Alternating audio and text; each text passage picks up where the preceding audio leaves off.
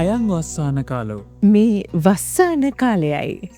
බෝසතාණන් වහන්සේ මව්කුස පිළිසිඳ ගැනීම, රාහුල කුමරුගේ ඉපදීම, සිද්ධාර්ථ කුමරුන්ගේ මහපිනිෂ්ක්‍මණය. බුදුරජාණන් වහන්සේ තම මංගල ධර්මදේශනය පැවැත්වීම, මාතෘ දිව්‍යරාජාණන් ඇතුළු දෙවි බමුණු වෙනුවෙන් අභිධර්මය දේශනා කිරීම, ප්‍රථම ධර්ම සංගායනාව මේ සියලු විශේෂ සිදුවීම් සිදුවුණේ ඇසළ පුන් පොහෝදායි.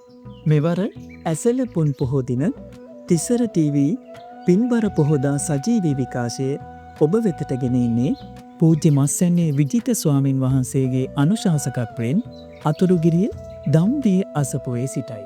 එදිනට දාන, සීල, භාවනා, ධර්ම සාකච්ඡා ඇතුළු වැඩසටහන් රැසක් තිසර ටීවී පින්බර පෝදා නාලිකාවෙන් බලාපොරොත්තු වන්න.